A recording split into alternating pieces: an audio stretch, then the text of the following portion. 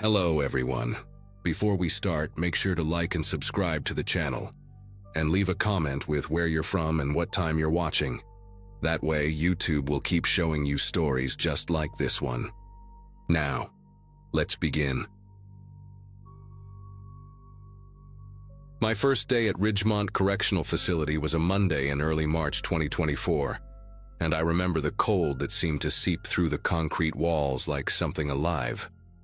Fresh out of the academy at 24, still carrying that naive confidence they hand you with your badge, I walked through those gates believing I understood what I was getting into.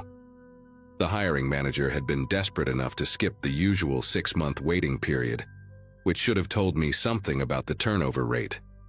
My girlfriend at the time, Naomi, had begged me to take the warehouse job her cousin offered instead, said prisons changed people in ways they never saw coming.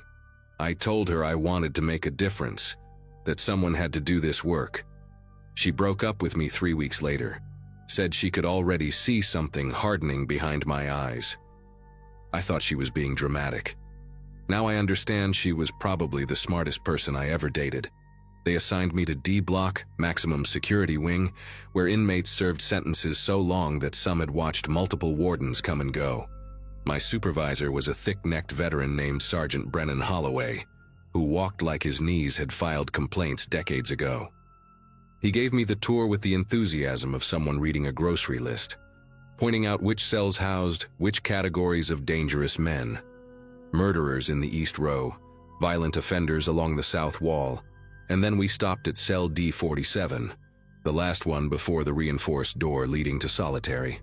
That one, Holloway said, his voice dropping half an octave, is Spencer Caldwell, model prisoner, 23 years in, never caused a single documented problem. Psych evals say he is basically reformed. He paused, studying my face like he was waiting for a question I did not know to ask. Just remember, kid, the quiet ones have the most time to think. Spencer Caldwell did not look like the monsters I had imagined during training. He was somewhere in his late 50s, with silver hair cropped close to his scalp and reading glasses perpetually perched on the bridge of his nose. His cell was immaculate, books organized by color on a small shelf the warden had approved years ago, as a reward for good behavior. He read mostly philosophy and psychology texts, the kind with titles I had to look up later just to understand what they meant. The first time I did my rounds past his cell, he looked up from a worn copy of something by Marcus Aurelius and gave me a small nod. Nothing more. No predatory stare, no sizing me up like some of the others did. Just acknowledgement, one human being to another. I remember thinking Holloway had been paranoid, that 23 years really could change a man. That was the first of many times Spencer Caldwell made me feel like the smart one in the room. And I realize now that was entirely by design. The first month passed without incident, which in D Block was practically a miracle.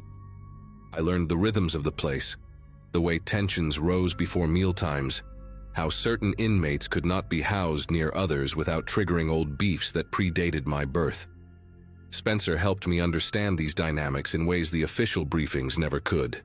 He would mention things casually during my rounds, observations wrapped in friendly concern. Officer Tanner, you might want to keep an eye on Doyle in D12 today. He received a letter from his ex-wife yesterday, and he has that look. I would check, and sure enough, Doyle would be pacing his cell like a caged animal, muttering threats under his breath.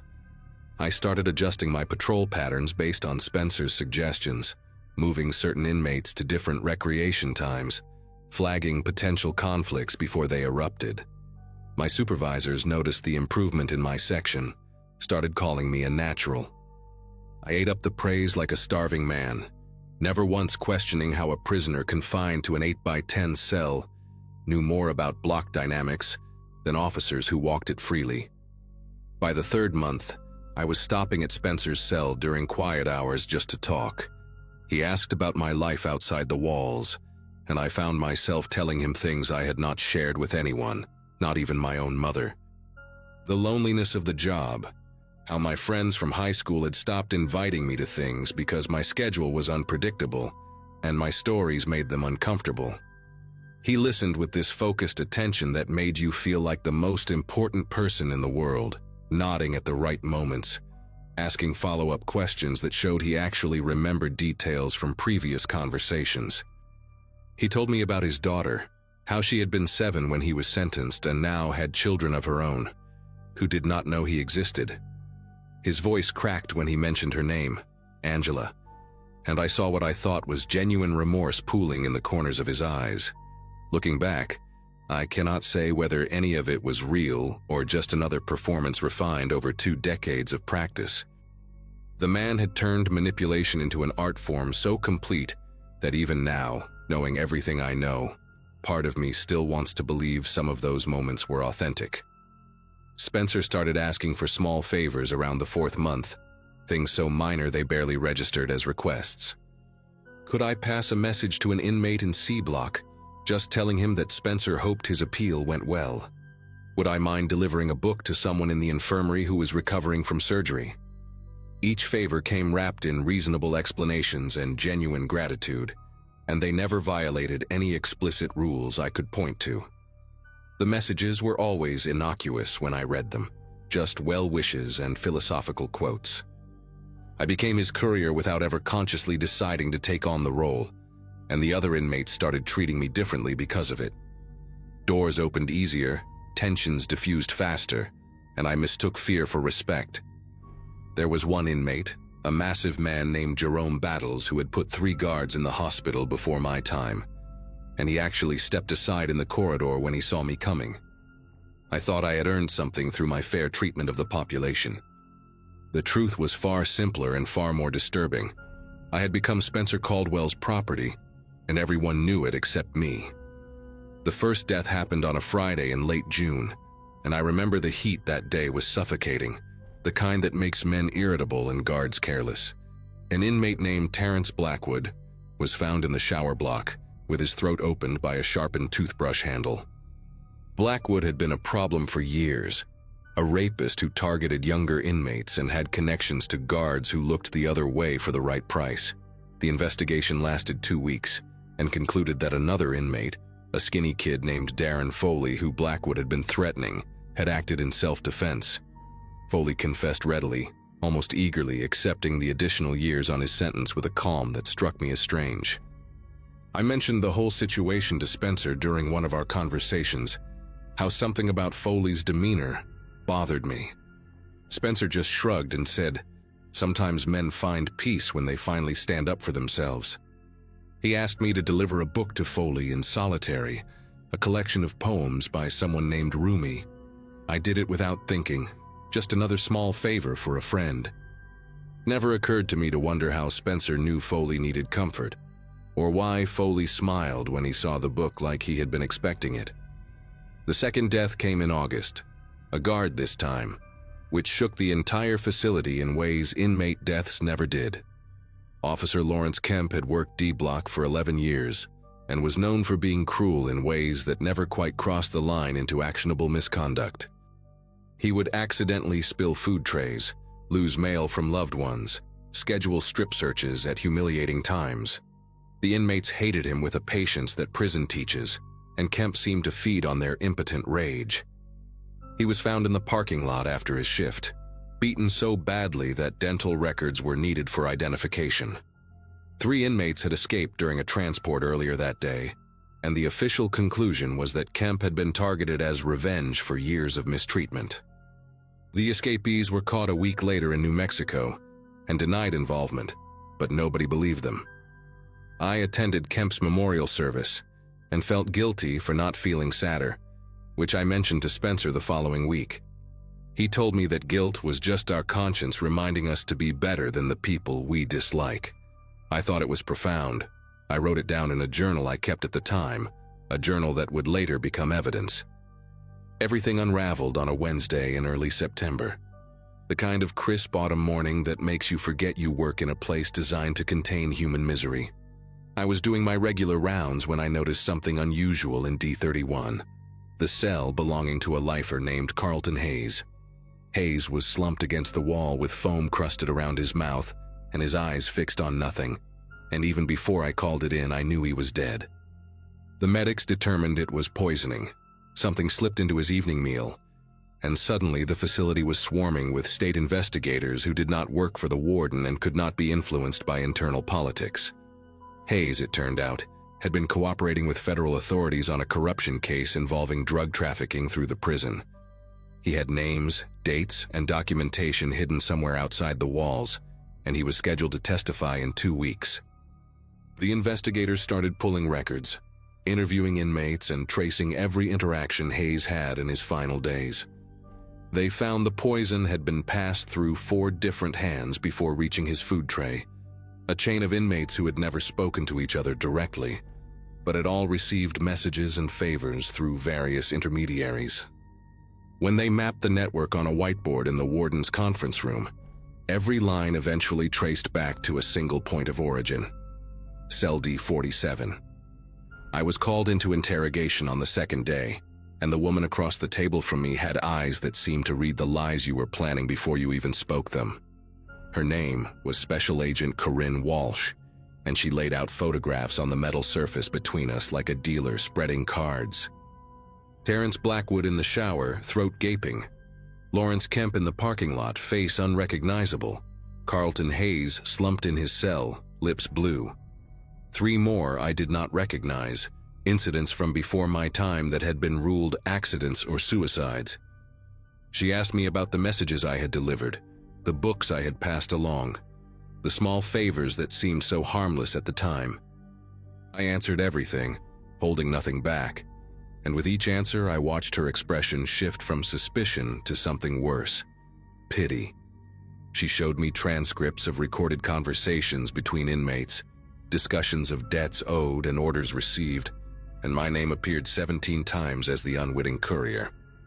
Spencer had been running D-Block like a puppet master for over a decade, using guards and inmates alike as extensions of his will, eliminating threats and consolidating power without ever raising his voice or leaving his cell. I had been his favorite tool for nearly 6 months, and I had thanked him for the privilege. They let me see him one last time before the transfer, though I still do not understand why I asked. Maybe I needed to look into his eyes and search for some sign that our conversations had meant something, that not every moment had been calculation. Spencer was sitting on his bunk when I approached the bars, reading glasses folded neatly on his knee, and he looked up at me with an expression I had never seen before. It was not anger or defeat or even disappointment.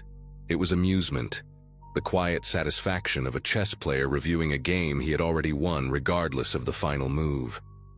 "You were good, Tanner," he said, his voice carrying that same warmth that had made me trust him in the first place. "Better than most. You actually believed you were helping people." I asked him why, demanded to know what the point of all the death had been, and he just tilted his head like I had asked something genuinely puzzling. "Control," he said simply. "In here, that is all there is. The men who hurt others without consequence, the guards who abuse their power, the system that pretends justice exists behind these walls. I balanced the scales in my own way." He smiled then, and for the first time I saw something behind his eyes that the psychological evaluations had somehow missed for 23 years. A coldness so complete it made the concrete walls feel warm by comparison. "You should thank me, actually. Your section had the lowest incident rate in the facility. I kept your people safe. I resigned 3 days later and never set foot in a correctional facility again. The official investigation took 8 months and resulted in 14 indictments, including 3 guards who had been consciously working with Spencer for years, accepting payments funneled through family members on the outside. Spencer himself was transferred to a federal supermax in Colorado, the kind of place where inmates spend 23 hours a day in solitary, and communication with anyone is monitored down to the last syllable. Agent Walsh told me he would die there, that the system he had built at Ridgemont could not be replicated under that level of scrutiny. I want to believe her, but some nights I lie awake thinking about all the things he taught me about patience and long-term thinking, about how a man with nothing but time can accomplish things that seem impossible. I work construction now, outdoors mostly. where I can see the sky and nobody depends on me for anything more complicated than carrying lumber. My therapist says I am making progress, that the guilt I carry is not proportional to my actual culpability, that I was manipulated by someone who had refined his techniques over decades. She is probably right. But I still remember the way Jerome Battles stepped aside when he saw me coming, the fear in his eyes that I mistook for respect, and I understand now that fear was not for me. It was for the man whose errands I was running, the man who could end lives with a whispered suggestion, the man who made me believe I was finally good at something when all I ever was, from the very first day, was useful.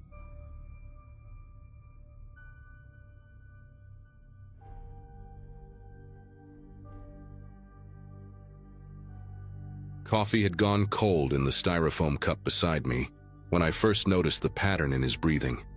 April 2017. I remember because my daughter had just turned 7 the week before, and I was still carrying one of her birthday stickers on my laptop case, a glittery unicorn she had pressed there with her small fingers. Criminal psychology journalism had been my life for nearly a decade by then, having graduated from Northwestern in 2005 and spent years building a reputation for behavioral analysis pieces that went deeper than the usual crime reporting. That morning I was sitting across from a man named Simon Drucker in a small conference room at the Crestwood County Sheriff's Department in rural Ohio. He had agreed to speak with me about his former roommate, a man currently awaiting trial for the murders of 3 women in the Toledo area. Simon was technically just a witness, a peripheral figure in the investigation. But 15 minutes into our conversation, I realized I was looking at something far more interesting and far more dangerous than the man sitting in a cell downtown. Simon had this way of tilting his head exactly 2 seconds after I finished speaking, as if he was processing my words through some internal calculator before responding. His eyes would track to my mouth, then my hands, then back to my eyes in a precise triangular pattern that never varied. When I mentioned the victims, Bethany, April, and Suzanne, he produced the appropriate facial expressions, the furrowed brow, the slight downturn of the lips, the slow shake of his head. But the timing was wrong. Each reaction arrived a fraction of a second too late, like a foreign film with poorly synced dubbing. I had interviewed hundreds of people connected to violent crimes, from grieving families to reluctant witnesses to the perpetrators themselves. I knew what genuine emotion looked like, and I knew what performance looked like. Simon Drucker was giving me a masterclass in the latter, and he had no idea that I could see right through him. Or maybe, and this thought would haunt me for months, maybe he knew exactly what I could see, and he was showing me anyway. The interview lasted 2 hours. I asked him about his childhood in Dayton, his years working as an insurance adjuster, his relationship with the accused.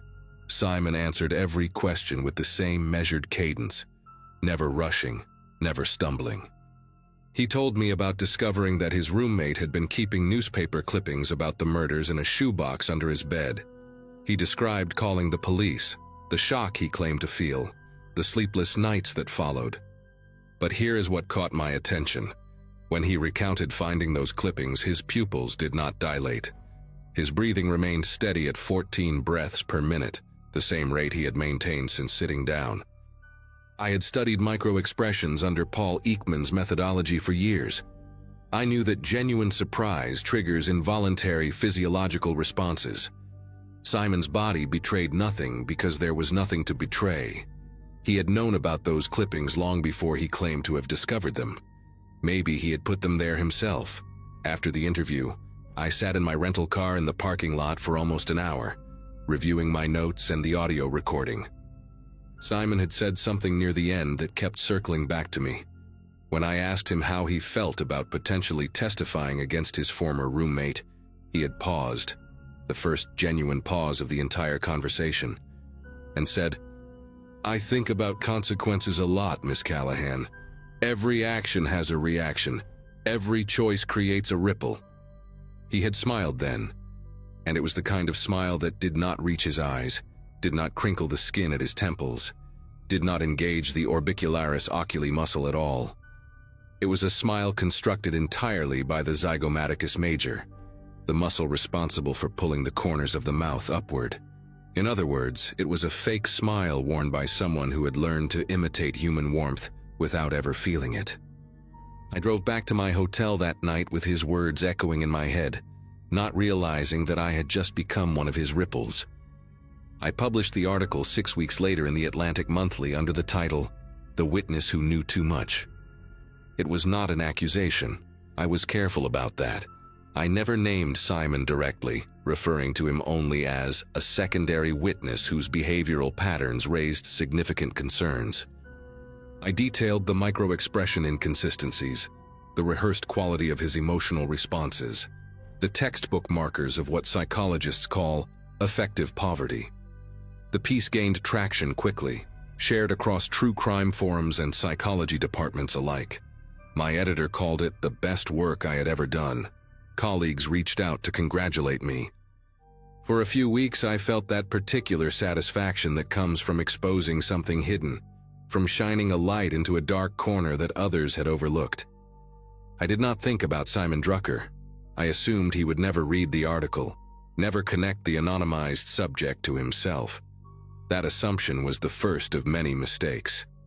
The first letter arrived on a Wednesday in late June, exactly 3 days after the article went live online. It came to my home address, not my office at the magazine, not the P.O. box I used for professional correspondence, but my actual house in suburban Chicago where I lived with my husband Tom and our daughter Lily. The envelope was plain white, no return address, postmarked from Columbus, Ohio. Inside was a single sheet of paper with a typed message, 14 breaths per minute. You were counting. I was counting too. You noticed my patterns, Miss Callahan. I wonder if you have noticed your own. For instance, you touch your left earring when you are nervous. You did it 7 times during our conversation. You also blink more rapidly when you believe you have discovered something important. Your blink rate increased by 40% when I mentioned the newspaper clippings. We are not so different, you and I. We both watch. We both wait. We both see what others miss. There was no signature. There did not need to be. I called the police that same afternoon. A detective named Ruben Salazar came to my house, took the letter as evidence, and assured me they would look into it. He was kind but skeptical in the way that cops often are when the threat is not immediate, when there is no broken window or visible bruise to photograph. He asked if I had any enemies, any disgruntled sources, any ex-boyfriends who might hold a grudge. I explained about Simon, about the interview, about the article. Detective Salazar nodded and wrote things down in his notepad, but I could see in his posture that he considered this a low priority. An anonymous letter from a potentially unstable individual, unpleasant but not actionable. He told me to keep the doors locked, to vary my routine, to call immediately if anything else happened. Standard advice, reasonable advice. The kind of advice that means absolutely nothing when someone has already demonstrated they know where you live, where you work, and how many times you blink when you are afraid. Tom wanted to install a security system that night. I told him we should wait, see if this was an isolated incident. I wanted to believe it was an isolated incident. The second letter came 4 days later. Same plain envelope, same typed format, but this time postmarked from Indianapolis. You told Detective Salazar that I was potentially unstable. I heard you through the window. Your kitchen needs better curtains, Miss Callahan. The gap on the left side is almost 3 inches wide. I stood in your backyard at 7:43 in the evening while you made dinner. Spaghetti with meat sauce, Lily's favorite. She sat at the table doing homework while you stirred the pot and talked on the phone with your mother. You mentioned me. You called me creepy. I suppose that is fair. But creepy is such a reductive word, do you not think? It flattens complexity into caricature.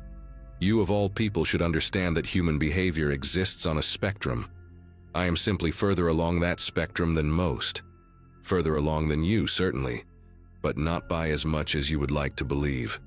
I read that letter standing in my kitchen, in the exact spot where I had stood 4 days earlier making spaghetti. The gap in the curtains was exactly where he said it was. I measured it with a ruler, 2 7/8 inches. Tom installed the security system the next morning. Cameras on every corner of the house, motion sensors in the yard, a panic button hardwired to the local police station. We replaced every curtain with blackout fabric, the kind that lets no light in and no light out. I took a leave of absence from the magazine, telling my editor I needed time to work on a longer project. In truth, I could not concentrate on anything except Simon Drucker. I spent hours researching him online, digging through public records, social media traces, anything I could find. He had no Facebook profile, no LinkedIn, no digital footprint whatsoever beyond a single photograph in a 2011 newsletter from the insurance company where he used to work. In that photo, he stood at the edge of a group, half turned away from the camera, his face partially obscured. Even then, even in a mundane corporate context, he had positioned himself to be seen without being fully visible. I printed that photograph and pinned it to the wall of my home office. I stared at it for hours, trying to understand the architecture of his mind, trying to predict his next move. I was doing exactly what he wanted me to do. I know that now. He wanted to live inside my head, and I had opened the door and invited him in. The third letter arrived on Lily's birthday, July 15th. It was tucked inside a pink envelope decorated with cartoon balloons, mixed in with the birthday cards from her grandparents and school friends. I almost let her open it. My hand was already reaching to pass it to her when I noticed there was no return address, no stamp. It had been hand-delivered directly into our mailbox sometime during the night. Inside was a birthday card with a picture of a kitten wearing a party hat. The printed message said, "Hope your special day is perfect." Below it, in the same typed font as the letters, Simon had added his own note. 7 years old today. She has your eyes, Miss Callahan. That specific shade of green with the amber flecks near the pupil. I noticed it when she was playing in the front yard last Thursday. She was wearing a yellow dress with white daisies. Her laugh sounds like wind chimes. You should be proud. You have created something beautiful. I have never created anything beautiful, only the opposite. I wonder sometimes what that feels like to make something instead of unmake it. Perhaps you could explain it to me. Perhaps we could discuss it in person. Soon. I did not scream. I did not cry. I walked calmly to the bathroom, closed the door, and vomited until there was nothing left inside me. We left Chicago that same afternoon. Tom called his brother in Milwaukee and arranged for us to stay at his cabin near Lake Geneva, a small place surrounded by woods with no neighbors for half a mile in any direction. I packed 3 suitcases in under 20 minutes. Clothes, toiletries, Lily's favorite stuffed rabbit, my laptop, and the folder containing all of Simon's letters. Detective Salazar told me I was overreacting, that there was still no evidence of an imminent threat, that running away would only delay the inevitable confrontation. I hung up on him mid-sentence. The drive took 90 minutes, and I spent the entire time watching the rearview mirror, scanning every car that appeared behind us, memorizing license plates and driver silhouettes. Tom kept one hand on my knee and the other on the wheel, his jaw tight, his knuckles pale. Lily sat in the back seat watching cartoons on her tablet, oblivious to the fact that her entire world had just been uprooted because a man she had never met had decided to make her mother the focus of his attention. I had studied predators for years. I had written about their methods, their motivations, their patterns of escalation. I knew that flight was rarely a permanent solution, that determined stalkers could track their targets across state lines, across countries, across decades. But I also knew that staying in that house, in that kitchen with the curtains I could no longer look at without feeling sick, was no longer an option. The cabin should have felt safe. It was isolated, hidden, accessible only by a single dirt road that wound through dense pine forest. Tom's brother had not used it in years, and we told no one where we were going. Not my editor, not my mother, not even Detective Salazar. For 3 days, We existed in a kind of suspended animation, playing board games with Lily, cooking simple meals, pretending that we were on a spontaneous family vacation, rather than hiding from a man who had memorized the color of my daughter's eyes. On the fourth morning, I woke at sunrise and walked down to the lake to clear my head. The water was still, reflecting the pale orange sky like a mirror. I stood on the wooden dock and breathed deeply, trying to convince myself that we had escaped, that Simon could not possibly know where we were, that the nightmare was finally over. Then I looked down and saw it, a single sheet of white paper tucked beneath a rock at the edge of the dock. The typed message was brief. "The lake is beautiful at dawn. 14 breaths per minute, Miss Callahan. You are calmer here. That is good. Calm people make better decisions. I will be in touch." I did not move for a long time. I just stood there watching the water, understanding for the first time that there was nowhere on earth I could go where he would not find me. I stopped running after that morning, not because I gave up, but because I finally understood that running was part of his game. He wanted me afraid, reactive, predictable. So I did the opposite. I called Detective Salazar and apologized for hanging up on him. I contacted an FBI agent named Claudia Vega, who specialized in stalking cases, and provided her with every letter, every detail, every observation I had made about Simon's behavioral patterns. I hired a private investigator named Marshall Kent, a former Army intelligence officer who understood surveillance and counter-surveillance in ways that most civilians never would. For 3 months, we built a case. Marshall discovered that Simon had been following me for weeks before our initial interview. He had requested the meeting, not the sheriff's department. He had manufactured the connection to the accused killer, inserting himself into the investigation specifically to get access to me. He had read every article I had ever written, attended 2 conferences where I had spoken, and created a detailed psychological profile of my habits and vulnerabilities. When the FBI finally arrested him in October, they found a storage unit in Cincinnati containing over 400 photographs of me, my family, my home, my car. They found notebooks filled with transcriptions of conversations he had overheard.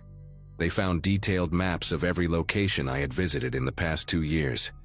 He had been studying me the way I studied criminals, methodically, patiently, obsessively. The difference was that I wrote articles. He was planning something else entirely, something the investigators never fully disclosed to me, but that I understood from the look in Agent Vega's eyes when she told me we had stopped him just in time. Simon Drucker is currently serving 12 years in a federal facility in Pennsylvania for stalking, criminal harassment, and making terroristic threats. He will be eligible for parole in 2026.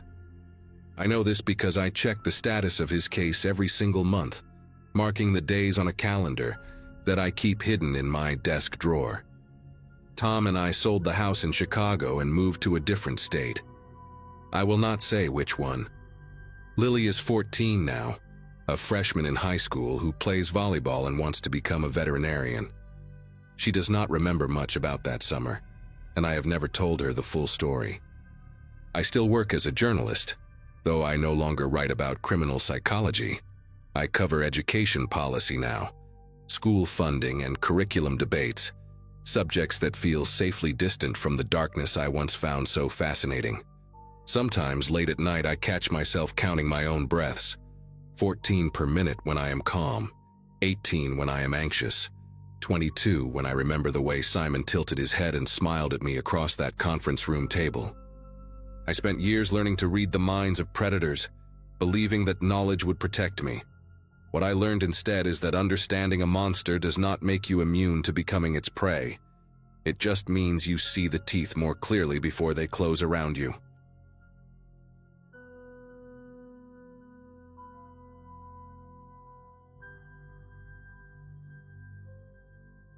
Everyone kept telling me I deserved someone who would treat me right, and when Nathan walked into my life, I thought the universe had finally listened. I was 26, working as a paralegal at a mid-sized firm in Austin, and still recovering from a relationship that left me unable to trust my own judgment. We met at a coffee shop near my apartment on a Saturday morning in August of 2017. He was sitting alone with a philosophy book, and when I accidentally bumped his table reaching for napkins, he looked up with this warm, patient smile and apologized, even though it was completely my fault.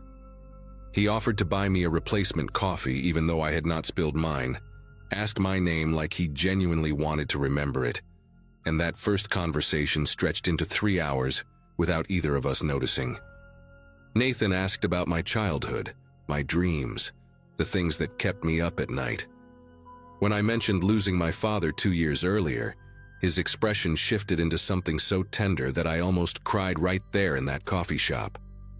He reached across the table and held my hand, said nothing for a moment, just let me feel understood. I drove home that afternoon thinking I had finally met the person I was supposed to be with. Nathan told me he worked in consulting, which explained why he traveled so often, sometimes gone for a week at a time. He always called around 11 at night when he was away, and hearing his voice became the thing I looked forward to most. Those first months were unlike anything I had experienced before. He remembered tiny details I mentioned in passing, surprised me with my favorite flowers on random weekdays, and never once made me feel stupid for being emotional or needy. When I cried about work stress or grief over my dad, he held me and said exactly what I needed to hear. My friends adored him. My mother kept hinting about grandchildren. I started picturing our wedding, our future kids, the house we would buy in the suburbs. He introduced me to his family over video call, a distant mother in Florida and a quiet brother named Colby who barely spoke. Nathan said his family had always been complicated, that they were not close, and I understood because mine had its own fractures too. 6 months in, he handed me a key to his apartment and told me he had never felt this way about anyone in his entire life. I remember holding that key and feeling like everything broken inside me was finally starting to heal. The first crack appeared around month 8, so small I almost missed it. We were at dinner with my coworker Beth and her husband, and I made a joke about Nathan being terrible at cooking. Everyone laughed, including him, but on the drive home he went completely silent. When I asked what was wrong, he said nothing at first, just kept his eyes on the road. Then, in this calm and measured voice, he told me that I had embarrassed him in front of people, that I had made him look incompetent, that a partner should build you up instead of tearing you down in public. I was so caught off guard that I apologized immediately, even though part of me knew the joke had been harmless. He accepted my apology, squeezed my hand, and by the time we got home he was back to his normal self, making tea and asking about my day like nothing had happened. I told myself I had been insensitive, that I needed to be more careful with his feelings. But something about the way he had delivered those words stuck with me. There was no anger in his voice, no raised tone. Just this flat, rehearsed quality, like he had given that speech before and knew exactly how it would land. After that night, I started noticing patterns I had been blind to. Nathan was incredibly attentive when I was happy, when things were going well, when I was grateful and affectionate toward him. But whenever I was upset about something unrelated to us, whenever I needed support that did not involve praising him or making him feel needed, he became distant and impatient. I remember calling him once after a terrible day at work, crying because a case I had spent months on fell apart, and his response was to ask if I had picked up his dry cleaning like I promised. When I said I forgot because of everything happening, he sighed and told me he understood, but his voice had this edge to it, this quiet disappointment that made me feel guilty for being upset in the first place.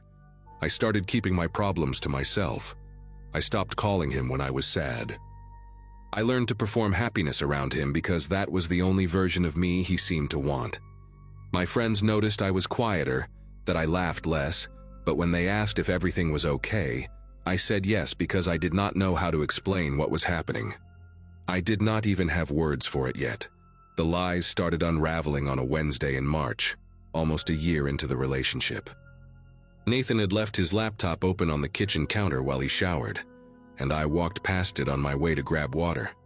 I was not snooping, not at first, but the screen was right there, and there was a Facebook message notification from someone named Kristen with a heart emoji next to her name. I stood there for maybe 10 seconds, telling myself not to look, telling myself there had to be an explanation. Then I clicked. The conversation went back months. She called him baby, asked when he was coming to visit again, mentioned missing him in her bed. There were photos I wish I had never seen. My whole body went numb as I scrolled, reading message after message that proved the man I loved had been living a double life. When Nathan came out of the shower and saw me standing there, he did not panic. He did not yell or try to grab the laptop. He just looked at me with this expression of profound sadness, like I was the one who had done something wrong by finding out. He sat me down and explained that Kristen was an ex who could not let go, that she was mentally unstable, that he had been trying to end things gently without pushing her over the edge. He cried. He held my face in his hands and swore on his dead grandmother that I was the only one he loved. I wanted to believe him so badly that I almost did. But something made me dig deeper over the following weeks, checking his phone when he slept, looking through old emails he thought he had deleted. What I found was worse than Kristen. There was another woman named Paige in Dallas who thought she was his girlfriend. A third named Monica in Houston, who had been sending him money for a business investment that did not exist. His consulting job turned out to be real, but he had been fired 8 months earlier, which meant every business trip had been a lie. Every late-night call from a hotel room had been made from someone else's apartment. I found a court record from 2014 showing he had been sued by a former partner for fraud. I found a different last name attached to a LinkedIn profile with his photo. The man I had given a key to my apartment, the man I had cried in front of and trusted with my deepest fears, was a complete fabrication. When I confronted him with everything, printed out and spread across the table, he did not deny it. He just looked at me with those same soft eyes and said, I was the only one who ever really knew him, that he had made mistakes but was ready to change, that leaving him now would destroy the only good thing in his life. He made me feel like walking away would be an act of cruelty. I stayed for another 3 months, which I know sounds insane to anyone reading this, but you have to understand how it works when someone like Nathan gets inside your head. Every time I tried to bring up the lies, he turned it around on me. He said I was paranoid, that I was letting my past trauma ruin something beautiful, that my inability to forgive was proof I had never really loved him. He cried so often during those conversations that I ended up comforting him instead of getting answers. He started monitoring where I went, who I talked to, how long I took to respond to his texts. If I was 10 minutes late coming home from work, he needed a detailed explanation. If I mentioned a male coworker, he wanted to know everything about him. He framed it all as concern, as love, as fear of losing me after everything we had been through. My friend Beth tried to have a conversation with me about it once, said she was worried I was not acting like myself anymore, and I got so defensive that we did not speak for 2 weeks. Nathan told me she was jealous of what we had, that real friends would support our relationship instead of trying to tear it apart. I believed him because believing him was easier than admitting I had wasted a year of my life on someone who did not exist. The isolation happened so gradually that I did not notice until it was complete. My mom and I used to talk every Sunday, but Nathan always seemed to need me during those calls, always had some small emergency that required my attention. I stopped reaching out to friends because explaining why I could not meet up was exhausting, and Nathan's disappointment when I made plans without him was unbearable. He never told me I could not see people. He just made it so uncomfortable that avoiding everyone felt like the path of least resistance. I lost weight because I was too anxious to eat.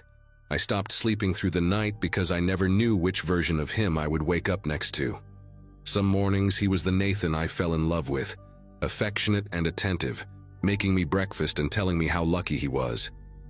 Other mornings he was cold and distant, answering my questions with one word, making me feel like I had done something wrong without ever telling me what. I spent hours analyzing my own behavior, trying to figure out what triggered the switch, convinced that if I could just be better, calmer, more understanding, he would go back to being the man I met in that coffee shop. That was the trap. I kept chasing someone who had never been real in the first place. The day everything broke was a Sunday in June, almost 18 months after we first met. I had gone to brunch with Beth, the first time I had seen her in months, and I made the mistake of not telling Nathan beforehand. When I came home, he was sitting in the dark living room just waiting. He did not yell. That was the thing about Nathan, he almost never raised his voice. He just asked me where I had been, who I was with, why I had lied to him. I told him I had not lied, that I just forgot to mention it, and he laughed in this quiet, hollow way that made my stomach turn. He said he knew I was seeing someone else, that Beth was probably covering for me, that he had given me everything, and this was how I repaid him. I tried to argue, tried to show him the receipt from the restaurant, but he was not interested in proof. He grabbed my phone out of my hand and started going through my messages, my photos, my emails. When I reached for it back, he shoved me into the wall. Not hard enough to leave a mark, just hard enough to make me understand that he could. He looked at me afterward with this wounded expression, like I had forced him to do it, like my behavior had given him no choice. That was the moment I finally understood what I was dealing with. I was not in a relationship. I was in a cage, and the door had been locked for longer than I realized. I started planning my exit in secret, which felt insane because I kept telling myself I was overreacting. Normal people do not have to plan escapes from their boyfriends. Normal people do not hide cash in tampon boxes or memorize the location of the nearest police station. But some instinct I did not fully trust was screaming at me to be careful, to not let him know I was leaving until I was already gone. I reached out to Beth and told her everything, every lie, every manipulation, the shove against the wall. She did not judge me. She just asked what I needed and started helping me make a plan. I was going to wait until Nathan left for one of his trips, pack what I could fit in my car, and drive to my mom's place 4 hours away. I changed my bank passwords, started forwarding important mail to Beth's address, even looked up how to get a restraining order in Texas. For 2 weeks, I played the perfect girlfriend, agreeable and affectionate, never giving him a reason to suspect. It was the hardest performance of my life, kissing him goodnight while knowing he had shoved me into a wall and felt nothing. But I kept reminding myself that it was almost over, that I just had to hold on a little longer. Nathan left on a Tuesday morning for what he said was a 4-day trip to Phoenix. I watched him pack his suitcase, kissed him goodbye at the door, told him I loved him. The second his car turned the corner, I started moving. I had boxes hidden in the closet behind winter clothes, and I filled them as fast as I could, taking only what mattered. Photos of my dad, important documents, enough clothes to last a few weeks. I left behind jewelry he had given me, furniture we had picked out together, anything that might make him think I was coming back. Beth met me at the apartment and helped me load everything into my car. The whole process took less than 2 hours, but it felt like days. I kept expecting to hear his key in the lock, kept imagining what he would do if he walked in and found me halfway out the door. When I finally drove away from that apartment complex, I cried so hard I had to pull over twice. Not because I missed him, but because I realized how close I had come to disappearing completely. The person I was before Nathan felt like a stranger, someone I had abandoned without even noticing. I left my key on the kitchen counter next to a note that said only 2 words. I am done. No explanation, no apology, nothing he could use against me later. The drive to my mom's house was the longest 4 hours of my life, and for weeks afterward I kept waiting for the other shoe to drop. Nathan called 47 times in the first 3 days. He left voicemails that cycled through every emotion, begging and crying, and then cold and threatening, and then sweet again, promising he would change if I just gave him one more chance. I blocked his number, and he created new ones. I blocked those too. He emailed my work account, messaged my friends on social media, even sent flowers to my mom's house with a card that said he would always love me. My mom called the police, but they said there was nothing they could do unless he showed up in person or made explicit threats. For months I jumped every time I heard a car door slam, checked every parking lot for his black Camry, avoided going anywhere alone after dark. Then, just as suddenly as it started, it stopped. The calls, the messages, the flowers, everything went quiet. I never heard from Nathan again. I do not know if he found a new target, got arrested for something else, or simply decided I was not worth the effort. Sometimes I search his name online just to see if anything comes up, and I always find nothing. It is like he never existed at all, which I guess is fitting because the man I fell in love with never did. I am 30 now, still living near my mom, still flinching at loud noises in quiet rooms. I date sometimes, but I cannot stop looking for the signs, the too perfect attention, the questions that dig a little too deep, the empathy that only shows up when it benefits them. I do not know if I will ever trust anyone the way I trusted him, and maybe that is okay. Maybe surviving someone like Nathan means carrying a piece of that fear forever, like a scar that never fully fades. I just hope whoever reads this recognizes something before it is too late. The warning signs are always there. We just have to stop telling ourselves we are imagining them.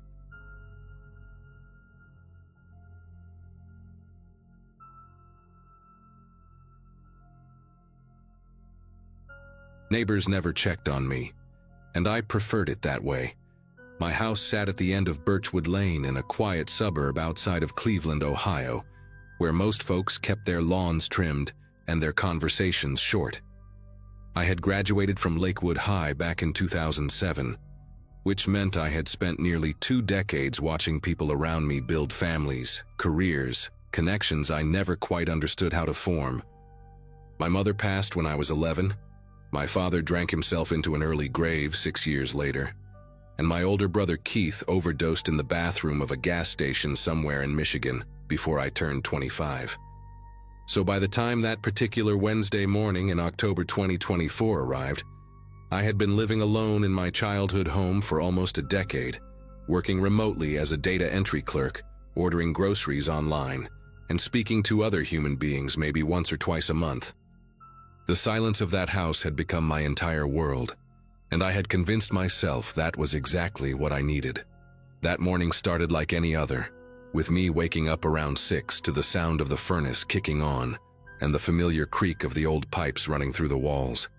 I made coffee in the same chipped mug I had used since college, scrolled through work emails on my laptop at the kitchen table, and listened to the wind rattle the loose screen on the back porch. The sky outside was that flat gray color Ohio gets in late autumn, the kind that makes everything feel muted and heavy. I remember thinking the house felt colder than usual, even with the heat running. There was a draft coming from somewhere I could not identify, and when I walked through the living room, I noticed the basement door was slightly ajar. I always kept that door closed. My father used to say the basement held bad memories, and even after all those years, I never liked going down there. I pushed the door shut, heard the latch click, and told myself the old frame must have warped again with the temperature change. It was a simple explanation, the kind of thing that happens in old houses all the time. Around 9, I went back downstairs to refill my coffee and found the basement door open again. Not just ajar this time, but wide open, the darkness beyond it spilling into the hallway like something alive. I stood there staring at it for a long moment, my mug halfway to my lips, trying to process what I was seeing. The latch was old, but it worked fine. I had heard it click into place just a few hours earlier. There was no wind inside the house strong enough to push a door open, no logical reason for it to have moved on its own. I set my coffee down on the counter and walked toward the doorway, close enough to feel the cold air rising from below. The basement smelled the way it always did, like damp concrete and old cardboard boxes and something faintly chemical that I had never been able to identify. I reached for the light switch on the wall, flipped it, and watched the single bare bulb at the bottom of the stairs flicker to life. Nothing moved down there. Nothing made a sound. But I could not shake the feeling that something had just been standing at the bottom of those steps, waiting in the dark. I did not go down to check. Instead, I closed the door again, locked the deadbolt this time, and went back to work at my kitchen table. My hands were steady, but my mind was not. I kept glancing toward the hallway, kept listening for the sound of that latch clicking open, kept imagining footsteps on the concrete floor beneath me. The thing about living alone for so long is that you develop a relationship with silence. You learn its textures, its rhythms, the difference between the quiet of an empty house and the quiet of a house that is holding its breath. That morning, the silence had changed. It had weight to it, a thickness that pressed against my eardrums and made the normal sounds of the house seem muffled and far away. I tried to focus on my spreadsheets, on the endless columns of numbers that paid my bills and filled my hours, but I kept making mistakes, transposing digits, skipping rows, losing my place in the data. By noon, I had accomplished almost nothing, and my neck was stiff from tension I had not realized I was carrying. I decided to make lunch just to give myself something normal to do. I was standing at the stove heating up a can of soup when I heard a voice from the living room. It was faint, barely above a whisper, but I heard it clearly enough to make out the words. Someone said my name. Not my full name, but the nickname my mother used to call me when I was a child, the one nobody else in the world had ever used. Tommy Bird. She called me that because I used to wake up early and sit by the window watching the sparrows in the backyard, and she said I chirped just like them when I got excited about something. I had not heard that name spoken out loud in over 20 years. I turned off the burner and stood completely still, the can of soup forgotten, listening so hard my ears started to ring. The house was silent again. No footsteps, no breathing, no rustle of movement. Just that heavy, waiting quiet that had settled over everything since morning. I told myself I had imagined it. I told myself the isolation was getting to me, that I needed to go outside, talk to another human being, do something to break the pattern of my days. But deep down, in the part of my brain that still remembered what my mother's voice sounded like, I knew what I had heard. I found him in my mother's old bedroom.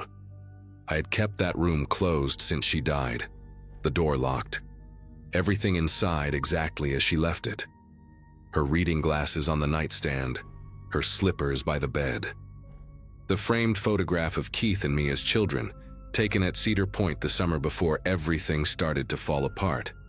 I never went in there, never opened that door, because doing so would mean accepting that she was really gone. But that afternoon, I walked down the hallway and saw the door standing wide open, light from the window spilling out into the corridor, and there was a man sitting on her bed. He was wearing my father's old flannel shirt, the red and black one with the torn pocket that I had thrown away years ago. His back was to me, and his shoulders were hunched forward in that familiar way my father used to sit when he was drinking, curled in on himself like he was trying to disappear.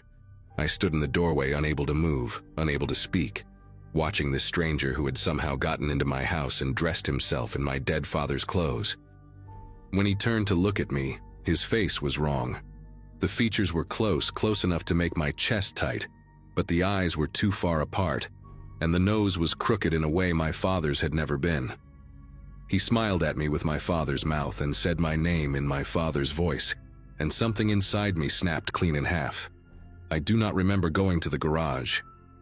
I do not remember picking up the crowbar that I kept next to the toolbox, the heavy iron one with the curved end that my father used to pry open stuck windows. What I remember is standing over the man on my mother's bed, the crowbar slick in my grip, his face no longer smiling. He had his hands up in front of him, palms out, and he was saying something I could not understand. The words did not make sense. They were not my father's words, not the slurred accusations and bitter disappointments I had grown up hearing. This man was begging. He was crying. He kept saying a name that was not mine, kept asking for someone called Marcy, kept telling me he was sorry, and that he did not mean to scare anyone. But I knew what he was. I knew he had come into my home wearing my dead father's face, trying to trick me, trying to break into the careful order I had built to survive.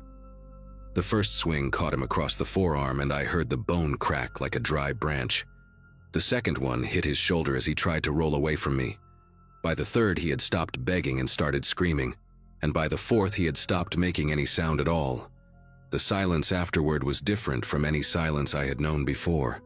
It was absolute, complete, like the house itself had been holding its breath, and finally exhaled. I stood there looking down at what I had done, at the red spreading across my mother's white bedspread, at the shape that no longer looked anything like my father. My arms ached from the effort and my breathing was ragged, but my mind was perfectly clear. I felt calm. I felt in control. The intruder was dead and my home was safe again, and all I needed to do now was clean up the mess before anyone found out what had happened. I wrapped him in the bedspread first, rolling him up like a carpet the way I had seen in movies, and I dragged him down the hallway to the basement door. The stairs were narrow and steep, but I managed, letting gravity do most of the work, listening to the dull thump of his weight against each step. I buried him in the dirt floor at the back of the basement, behind the old furnace where my father used to hide his bottles from my mother. It took me 3 hours to dig a hole deep enough, and by the time I finished, my palms were blistered and my back was screaming. But I did it. I covered him up and tamped down the earth and spread some old boxes over the spot to hide the disturbed soil. Then I went upstairs and started cleaning. I thought it was over. I spent the rest of that evening scrubbing blood from the hardwood floors, washing the walls where splatter had reached, burning the crowbar handle in the backyard fire pit along with my stained clothes. The smell of bleach filled every room in the house, so strong it made my eyes water, but I kept going until there was no trace left of what had happened. I remade my mother's bed with fresh sheets from the linen closet, sheets she had bought years ago and never used, still in their original plastic packaging. I vacuumed the hallway carpet 3 times. I checked every lock, every window, every possible entry point. By midnight, the house was cleaner than it had been in years, and I sat down at the kitchen table with a glass of water and let myself breathe. The man in my mother's room had been an intruder, I told myself. A home invader who had studied my family somehow, learned their faces, their mannerisms, tried to use that knowledge to manipulate me. I had defended myself. I had protected my home. Anyone would have done the same thing in my position. I repeated these words like a prayer until I almost believed them, until the trembling in my hands finally stopped, and I could close my eyes without seeing his face. But she came back the next morning. I woke up just after dawn to the sound of someone humming in the kitchen, a melody I recognized instantly, because my mother used to hum it while she made breakfast. It was an old hymn, something about gathering at the river, and she always hummed it slightly off-key in a way that used to make my father roll his eyes. I lay in bed, listening to that sound, my heart pounding so hard I could feel it in my throat, telling myself it was impossible. The man was dead. I had buried him myself. There was no one else in the house, no one who could know that song or hum it in that particular way. But when I finally gathered the courage to walk down the stairs, I found a woman standing at the stove with her back to me. She was wearing my mother's old blue robe, the one with the worn elbows and the coffee stain on the sleeve. Her hair was gray and thin, pinned up in a loose bun the way my mother used to wear hers. She turned when she heard me on the stairs, and her face was almost right. Almost. The shape of the jaw was too narrow and the wrinkles fell in slightly different patterns, but the eyes were the same pale blue I remembered from my childhood. She smiled at me and asked if I wanted eggs for breakfast, and her voice was so close to my mother's that I had to grab the banister to keep from falling. This time I did not hesitate. I walked past her to the kitchen drawer where I kept a utility knife, the kind with the retractable blade that I used to open packages. She watched me with that almost familiar face, still smiling, still holding a spatula in one hand like she belonged there. She asked me what was wrong, called me Tommy Bird again, said I looked pale and maybe I should sit down and eat something. The sound of that name in her mouth made something in my chest turn to ice. I told her to stop. I told her I knew what she was, that she and the man from yesterday were part of some sick game, some conspiracy to drive me insane by wearing the faces of my dead family. She looked confused, genuinely confused, and she put down the spatula and took a step toward me with her hands raised like she was approaching a frightened animal. She said her name was Barbara. She said she lived 2 streets over, and she had seen my door open and thought maybe I needed help. She said she was sorry if she scared me, that she only wanted to make sure I was okay. But I could see through the disguise now, see the wrongness underneath the surface, the way her movements were just slightly off from the way my mother used to move. I did not let her finish her sentence. The neighbors called the police because of the smell. It took them almost 2 weeks to notice. 2 weeks during which I barely ate or slept, spending every hour patrolling my house for more intruders, more imposters wearing the faces of people I had loved and lost. I had buried Barbara next to the man in the basement, in the dirt floor that was becoming crowded with my family's false reflections. I stopped going outside. I stopped answering emails. I sat in the dark with every curtain drawn, listening to the house settle around me, waiting for the next one to appear. When the police finally knocked on my door, I opened it calmly and invited them inside. I showed them everything. I explained about the intruders, about the disguises, about the careful psychological warfare being waged against me by forces I did not understand. I showed them the graves in the basement and waited for them to congratulate me on defending my home. Instead, they put me in handcuffs and read me my rights, and one of the officers had to step outside to vomit in my mother's rose bushes. The smell was worse than I had realized. I had gotten used to it, the way you get used to anything when you live with it long enough. The man I killed was named Raymond Vickers. He was 61 years old, a retired electrician from 2 towns over who suffered from early-onset dementia. His daughter had reported him missing 3 days before I found him in my mother's room. The police think he wandered into my house through the basement door, which had a faulty latch I never bothered to fix. He was not wearing my father's shirt. He was wearing a red flannel he had owned for years, one his wife bought him for Christmas back in 2015. Barbara Ostrowski was 73, a widow who lived alone and spent her mornings walking the neighborhood looking for people to talk to. She had seen my front door standing open and come inside to check on me, the way a kind person does when they worry about their neighbors. She was not wearing my mother's robe. She was wearing her own blue housecoat, the one her granddaughter gave her for her birthday. I learned all of this during the trial, sitting in a courtroom while lawyers showed photographs and read statements, and tried to explain to a jury why 2 innocent people were buried in my basement.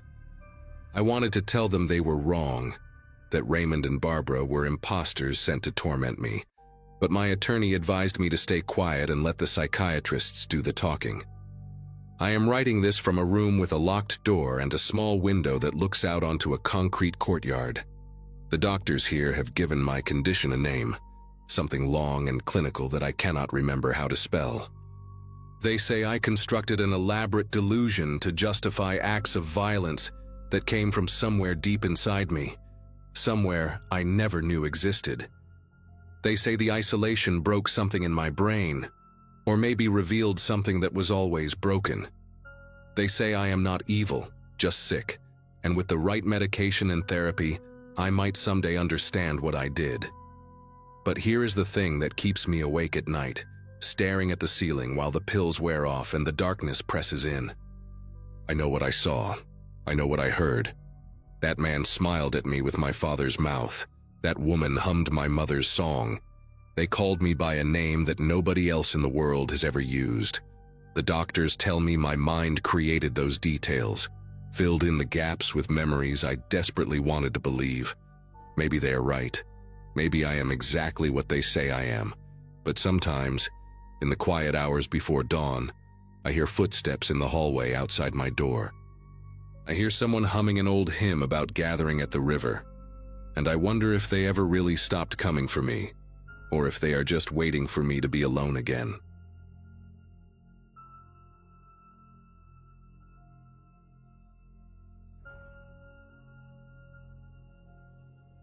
Nobody tells you how much of your dignity you lose when you become a patient. I had been dealing with lupus for about 6 years by the time they transferred me to St. Matthias Regional in late October 2017. My rheumatologist back home in Tennessee had done her best, but my kidneys were starting to show signs of involvement, and she wanted me under the care of someone who specialized in autoimmune nephrology. The name Dr. Wesley Pratt came up almost immediately. The man had published dozens of papers, trained at Johns Hopkins, and had this reputation that made nurses speak about him in hushed, reverent tones.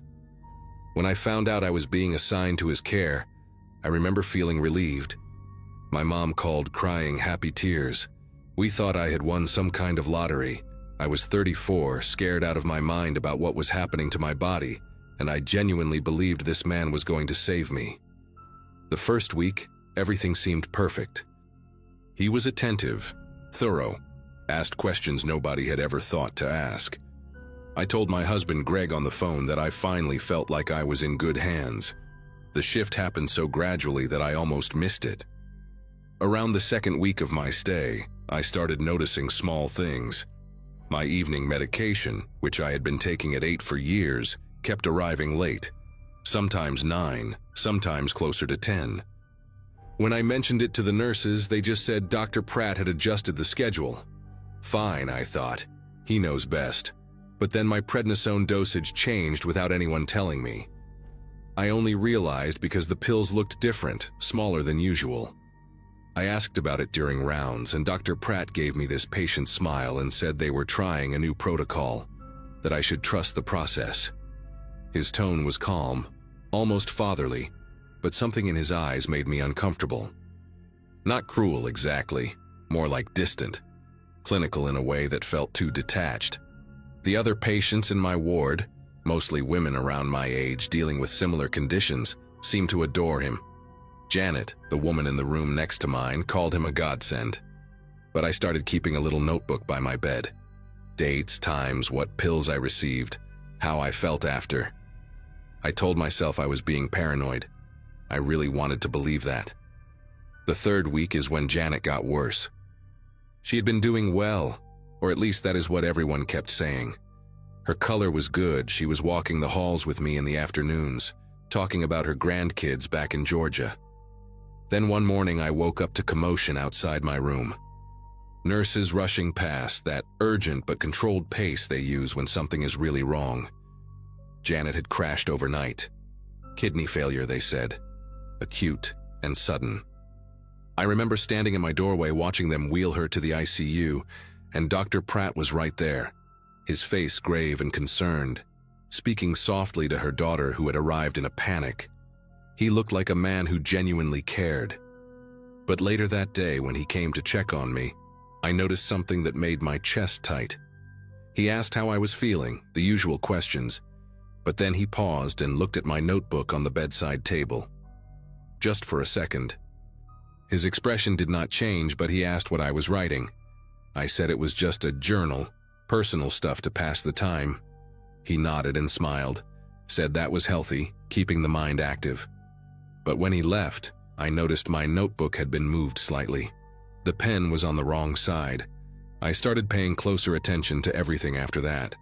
The ward had about 12 patients, all women, all dealing with chronic autoimmune conditions. Most of us were long-term, weeks or months of treatment. I began talking to the others more, casual conversations in the common room or during our slow shuffles down the corridor. What I found out made me uneasy. Donna, a 46-year-old with scleroderma, told me her symptoms had gotten mysteriously worse since arriving, despite the aggressive treatment plan. She was losing weight, could not keep food down, and nobody could explain why. Yolanda, who had been there the longest, almost 3 months, said she had filed a complaint early on about her medication being inconsistent, but nothing ever came of it. When I asked if she had talked to Dr. Pratt about it, she just shrugged and said he always had an explanation. He always had data to back it up, charts and numbers and test results that made you feel stupid for questioning him. The man had an answer for everything, delivered with that same patient, almost paternal tone. I started to wonder if the answers were actually true, or if we were all just too sick and too scared to push back. My own body started betraying me around day 19. I woke up with joint pain so severe I could barely move my fingers. This was not normal for me, not even during my worst flares back home. My face was puffy, my ankles swollen, and when I urinated there was a dark tint that scared me. I pressed the call button and waited, and waited. It took almost 40 minutes for someone to come, a young nurse named Brooke, who looked genuinely apologetic. She said they were short-staffed, took my vitals, and promised to page Dr. Pratt. He showed up 2 hours later, unhurried, clipboard in hand. I told him everything, described each symptom in detail, and he listened with that composed expression of his. Then he said it was likely just a reaction to the treatment adjustment, that my body was recalibrating. He used that word, recalibrating, like I was a machine. When I pushed harder, asked to see my lab results from the past week, he tilted his head slightly and said patients reviewing their own charts often led to unnecessary anxiety. He recommended I focus on rest and trust the process. That phrase again, trust the process. I wanted to scream at him, but I was too weak and too afraid of being labeled difficult. In hospitals, being difficult can get you dismissed or ignored, and I knew I could not afford that. That night, I could not sleep. I kept thinking about Janet in the ICU, about Donna losing weight she could not afford to lose, about Yolanda filing complaints that went nowhere. Around 2 in the morning, I got out of bed and walked to the nurse's station. The ward was quiet, that strange hospital quiet where machines hum and fluorescent lights buzz, and everything feels suspended. There was only one nurse on duty, an older woman I had not seen before, and she was busy with paperwork. I told her I needed to use the bathroom down the hall, which was technically true, but on my way back I stopped by the small records room near the station. The door was ajar. I do not know what made me do it, maybe desperation or maybe just the feeling that something was deeply wrong and I needed proof. I slipped inside and found the filing cabinets organized by room number. My file was thin, which surprised me, but what I saw inside made everything click into place. The medication logs did not match what I had been receiving. According to my chart, I was on the standard immunosuppressant protocol, but the pills I had been given, the ones I had documented in my notebook with descriptions and timestamps, were different. Smaller doses, different colors. Someone had been altering my treatment while the official records showed everything was normal. I stood there in that dim records room with my heart pounding so loud I was sure someone would hear it. My first instinct was to take the file, to have proof, but I knew that would be noticed immediately. Instead, I pulled out my phone and took pictures of every page. Then, because I could not stop myself, I looked at Janet's file. Hers was thicker, months of documentation, and as I flipped through, I saw a pattern that made me feel sick. Her immunosuppressants had been reduced 3 times over the past 8 weeks, each time with a note signed by Dr. Pratt citing patient tolerance concerns. But Janet had never complained about side effects. She told me herself that she felt fine on her medication, that it was finally working after years of struggling. I checked Donna's file next, then Yolanda's. The same pattern.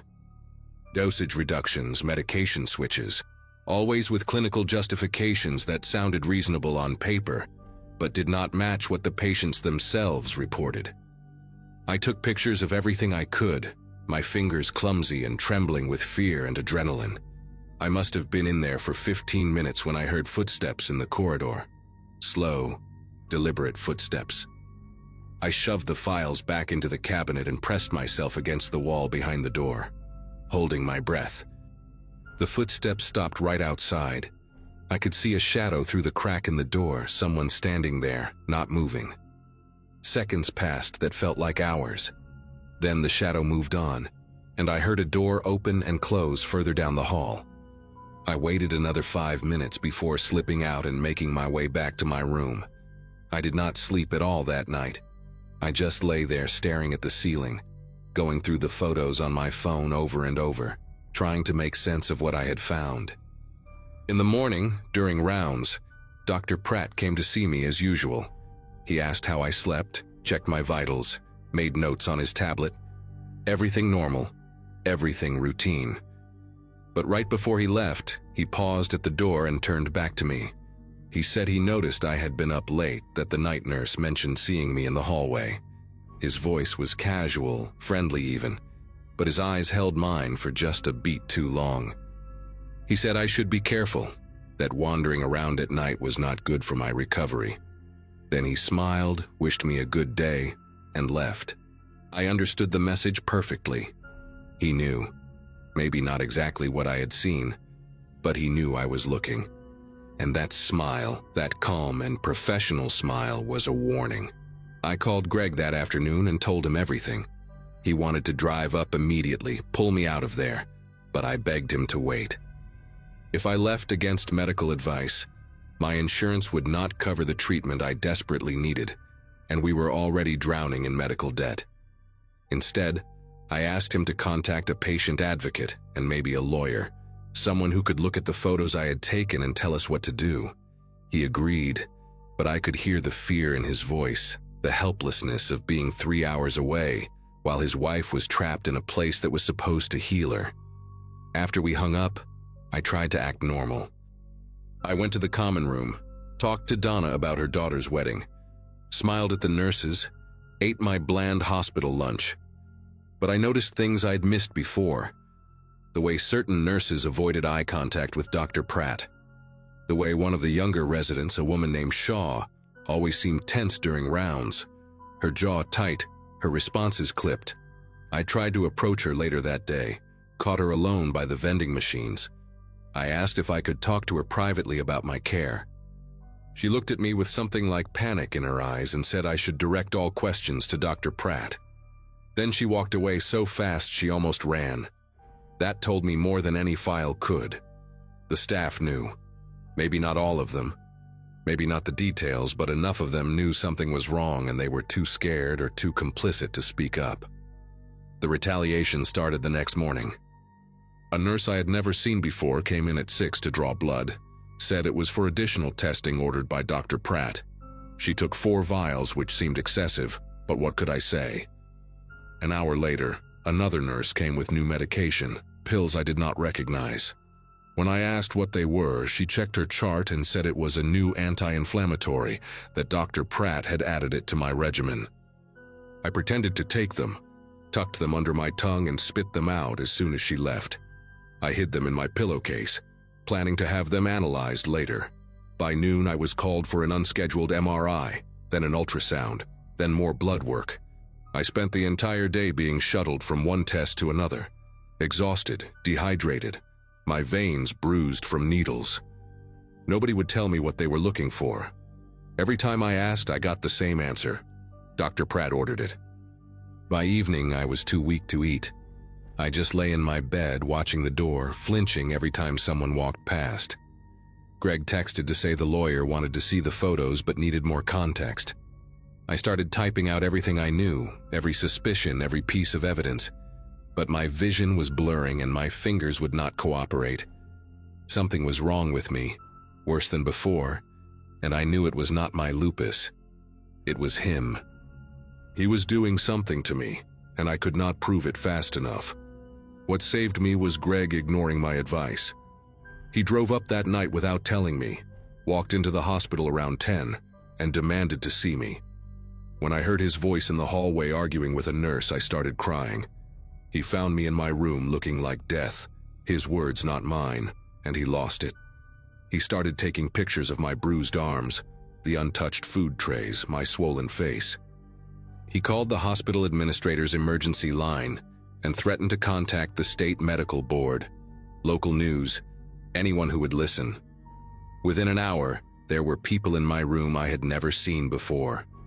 An administrator, a different doctor, someone from patient relations. Dr. Pratt was notably absent. They ran new tests, real tests this time, and found that my potassium levels were dangerously low, that I was severely dehydrated, that my kidney function had declined significantly since admission. The new doctor, a woman named Schultz who looked horrified as she reviewed my chart, ordered IV fluids and adjusted my medications immediately. She kept asking who had authorized certain tests, certain drugs, and nobody could give her a straight answer. I was transferred to a different hospital 2 days later, and I have never set foot in St. Matthias again. Here is the part that still keeps me awake. Nothing happened to Dr. Wesley Pratt. My lawyer sent the photos and documentation to the medical board, and an investigation was supposedly opened. But months passed with no updates. When I finally got a response, it said the investigation found insufficient evidence of misconduct. The official records, the ones he controlled, showed that my care had been appropriate and within standard protocols. My word against his, my little notebook against his decades of published research and sterling reputation. Janet died 6 weeks after I left, kidney failure listed as the cause. Donna was discharged and passed away at home 3 months later, complications from her condition. Yolanda, I never heard from again. I looked up Dr. Pratt last year just to see. He is still practicing, still publishing papers, still receiving awards. His photo on the hospital website shows him smiling that same calm, patient smile, surrounded by grateful testimonials from patients who credit him with saving their lives. And maybe he did save some of them. Maybe that is what makes it so terrifying. He gets to choose. He sits in that white coat, behind that clipboard, and he decides who gets better and who does not. I cannot explain why he targeted us, what he got out of watching us deteriorate under his care. Control, maybe. Curiosity. The thrill of holding life in his hands and squeezing just to see what happens. I do not know. All I know is that I got out because my husband made noise, because he refused to be polite about it. And I think about all the patients who do not have someone like that, who are alone and scared and trusting the process like they are told. I think about them more than I should.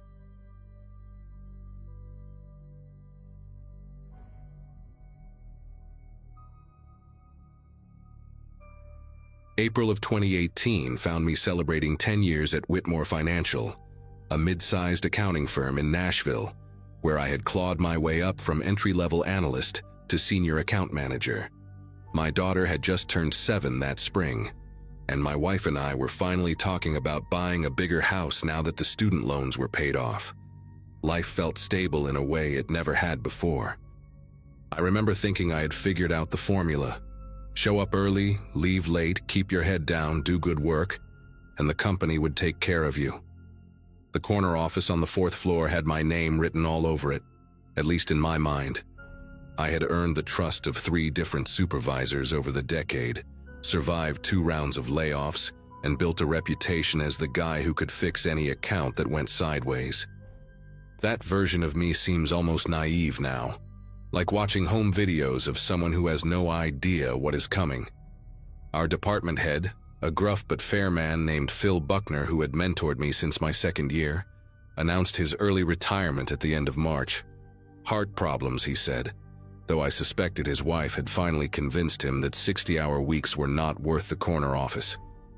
The company brought in his replacement within 2 weeks, a woman named Vanessa Cole, who came with glowing recommendations from a competitor firm in Atlanta. She was maybe 40, always impeccably dressed, with this calm and measured way of speaking that made everything sound reasonable. During her first week, she made a point of meeting with each team member individually, asking about our goals, our families, our concerns about the department. I walked out of that meeting feeling optimistic. She had listened intently, taken notes, asked follow-up questions about my daughter. It felt like the kind of leadership transition that might actually improve things. I had no way of knowing that our conversation had been a reconnaissance mission, that she was mapping out exactly which pressure points would work best when the time came to dismantle everything I had built. The first incident happened about 3 weeks into her tenure, small enough that I almost dismissed it entirely. I had been working on the Pemberton account, a difficult client who required constant hand-holding and precise documentation. Vanessa had sent me an email on a Tuesday asking for a status update by end of week, which I delivered Thursday afternoon, a full day early. The following Monday, during our team meeting, she mentioned casually that she was concerned about the Pemberton timeline, noting that she had requested the update by Wednesday, and it had arrived late. I opened my mouth to correct her, but she had already moved on to the next agenda item, her tone light and unbothered. After the meeting, I checked my email to confirm the original deadline. Friday. She had clearly written Friday. I almost forwarded it to her as a polite correction, but something made me hesitate. Instead, I took a screenshot and saved it to a folder on my desktop. It felt paranoid at the time, like I was overreacting to a simple miscommunication. That folder would grow thick with screenshots over the coming months. 2 weeks later, I was called into a meeting with Vanessa and the HR representative, a nervous young man named Jerome who kept adjusting his glasses. Vanessa explained, with genuine-sounding concern in her voice, that a coworker had reported feeling uncomfortable with some comments I had allegedly made about workload distribution. She would not tell me who had complained or what exactly I had said, citing confidentiality, but she wanted me to know that she took these matters seriously and hoped we could move forward with better communication. I sat there stunned, running through every conversation I could remember from the past month. I had made no comments about workload to anyone except my closest work friend, Dale Hoffman, and those had been standard venting sessions in the break room about nothing in particular. When I tried to ask clarifying questions, Vanessa smiled warmly and said she was sure it was just a misunderstanding, that she was not looking to make a big deal of it, that she simply wanted to keep me informed. Jerome nodded along without ever meeting my eyes. I left that meeting feeling like I had been accused of a crime without being told what the crime was, and the worst part was how reasonable Vanessa had made the whole thing sound. I started paying closer attention after that, and once I knew what to look for, the pattern became impossible to ignore. Small things kept happening, each one deniable on its own, but adding up to something deliberate. I would be left off email chains about projects I was leading, then questioned about why I had not contributed to discussions I never knew were happening. Meeting times would shift without anyone notifying me directly, and I would arrive to find my colleagues already mid-conversation, Vanessa offering a sympathetic look and saying she was sure someone had told me. My access to certain shared files was revoked due to what IT called a system glitch, though it took 2 weeks and 3 help desk tickets to restore. One afternoon, I overheard 2 junior analysts whispering near the elevator, and when I approached, they went quiet in a way that made my chest tighten. I asked Dale about it later, and he hesitated before saying that Vanessa had mentioned in a sidebar that I was going through some personal issues and that the team should be patient with me. Personal issues. I had never told her anything about personal issues because there were none to tell. She was inventing a version of me and distributing it like a memo. The isolation was the hardest part to explain to my wife, Colleen. I mean, not Colleen. Her name is Laura. Sorry, I get mixed up sometimes even now when I think about that period. I would come home and try to describe what was happening, but it sounded paranoid even to my own ears. My boss changed a deadline and then said she did not. A coworker filed a vague complaint that nobody will explain. These were not the kinds of problems that translated well over dinner. Laura would listen patiently, suggest that maybe Vanessa was just disorganized. Maybe there had been genuine miscommunication. Maybe I should give it more time. And part of me wanted to believe that, wanted to accept the simpler explanation. But I could see the doubt creeping into my wife's eyes when I brought it up too often. The way she would change the subject to our daughter's school play or the leak in the basement. I started keeping things to myself, partly because I did not want to sound crazy, and partly because I was starting to wonder if maybe I was. That is what this kind of thing does to you. It makes you question your own memory, your own perception, your own sanity. And looking back, I think that was exactly the point. By June, I had assembled a folder with over 40 screenshots, saved emails, and time-stamped notes documenting every incident I could catch. I felt like a detective building a case, except the case was my own professional survival. Dale was the only person at work I trusted enough to confide in, and one Thursday after everyone else had left, I showed him the folder. His face went through several expressions as he scrolled through the evidence. Confusion, then recognition, then something that looked a lot like fear. He admitted that he had noticed some of the same patterns, that Vanessa had asked him pointed questions about my work habits and my attitude, questions that seemed designed to elicit negative responses. But he also told me something that made my throat go dry. Vanessa had already spoken to him privately about her concerns regarding my performance, framing it as a confidential discussion about how to support a struggling colleague. She had painted a picture of someone falling apart, missing deadlines, alienating coworkers, possibly dealing with substance issues. Dale said he had pushed back, told her that did not match the person he knew, but she had just nodded sympathetically and thanked him for his loyalty. The word she used was loyalty, like defending a friend of 10 years was some kind of character flaw. I decided to go to HR directly, bypassing Vanessa entirely. I spent a weekend organizing my documentation into a clear timeline, printing everything out in case digital files could be altered or deleted. Monday morning, I requested a meeting with the head of human resources, a woman named Diane Prescott, who had been with the company almost as long as I had. I sat in her office and laid it all out. The changed deadlines, the phantom complaints, the whispering campaigns, the systematic exclusion. I showed her the emails with timestamps that contradicted Vanessa's claims. I kept my voice steady even though my heart was pounding against my ribs like it wanted to escape. Diane listened without interrupting, her expression unreadable, occasionally making notes on a yellow legal pad. When I finished, she thanked me for bringing this to her attention and said she would look into it. There was something in her tone, though, a careful neutrality that felt rehearsed. As I stood to leave, she asked me one question that I still remember word for word. She asked if I had been feeling overwhelmed lately, if everything was okay at home. I realized then, standing in that doorway, that Vanessa had already been there. Whatever story she had told, it had arrived before me and laid the groundwork. I was not reporting a problem. I was confirming a diagnosis. The next 2 weeks were the longest of my life. Diane never followed up with me directly, but I noticed changes in how people behaved around the office. Conversations would stop when I approached the coffee machine. Colleagues who had known me for years suddenly had somewhere else to be when I tried to chat.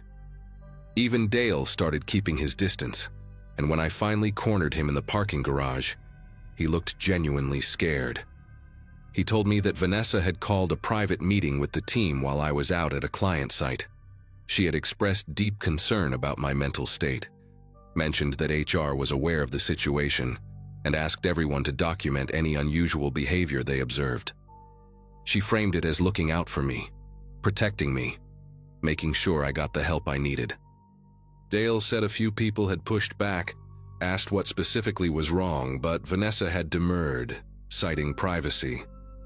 The genius of it was almost beautiful in a horrible way. She never had to accuse me of anything concrete.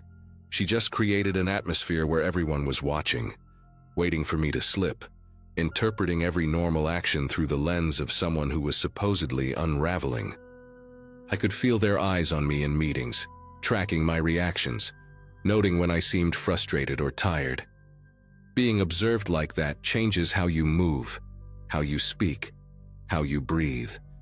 You become a performance of sanity, which somehow makes you feel less sane. I stopped sleeping through the night. I would lie awake running through scenarios, trying to figure out what I had done to make Vanessa target me, whether there was some offense I had committed without realizing. Laura grew more worried, and our conversations became careful in a way they had never been before. She suggested I see someone, a therapist, just to talk things through. I almost laughed at the irony. Vanessa had successfully exported her narrative into my own home. My daughter started asking why Daddy was sad all the time, and I did not have an answer that made sense to a 7-year-old. How do you explain that there is a person at work who is trying to convince everyone you are crazy, and the harder you try to prove you are not, the crazier you look? I started making mistakes for real then, small ones, the kind that come from exhaustion and constant anxiety. A misplaced decimal on a report, a client call I forgot to return. Each one felt like handing Vanessa another piece of ammunition. I was trapped in a machine of her design, and every movement I made only pulled the gears tighter. The worst part was that she remained unfailingly pleasant to my face, always asking how I was doing with that same warm concern, always offering to help if I needed anything. Sometimes I caught myself almost grateful for her kindness, before remembering that she was the one who had made me need it.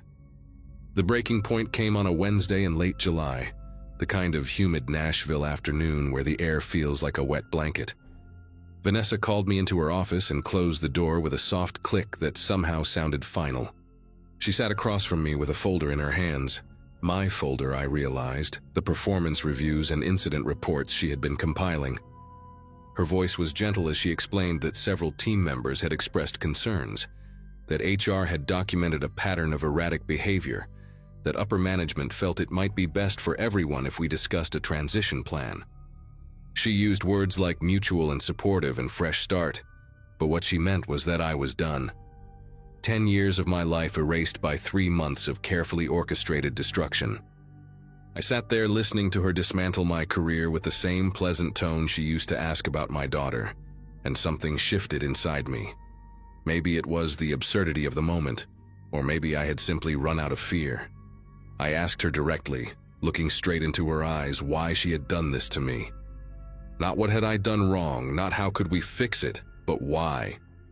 She held my gaze for a long moment, and I saw something flicker behind her professional mask. Not guilt, not embarrassment, but something cold and satisfied, like a cat watching a mouse finally stop running. Then she smiled and said she did not understand what I meant, that she had only ever tried to help me, that she hoped I would get the support I clearly needed. It was the most honest dishonesty I had ever witnessed. I did not fight the termination. Part of me wanted to hire a lawyer and expose everything, but I knew how it would look. A disgruntled employee with documented mental health concerns making wild accusations against a well-respected supervisor. The narrative was already written, and I was not the author. I took the severance package and signed the papers that said I would not disparage the company. Laura held me that night while I explained what had happened, and for the first time since this all started, she believed me completely. Maybe because she could finally see the full picture, or maybe because losing my job made the stakes real in a way my paranoid-sounding complaints never had. I spent the next 6 months rebuilding, finding a new position at a smaller firm where nobody knew my name or my supposed history of instability. I still think about Vanessa sometimes, wonder if she has done this before, if she is doing it to someone else right now. I looked her up online once and found a glowing profile in a business magazine, an interview where she talked about the importance of employee wellness and creating supportive work environments. I had to close my laptop and walk away before I put my fist through the screen. What I learned from that experience is something I wish I had never needed to know, that there are people in this world who will destroy you not out of anger or revenge, but simply because they can, because it serves some purpose you will never understand, and they will do it with a smile that makes everyone else think they are the hero of the story.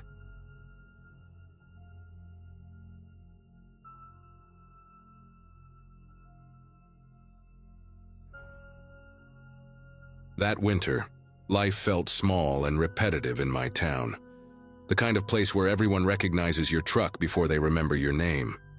I was working long shifts at a local supply store, saving money and trying to keep my head down after a rough year.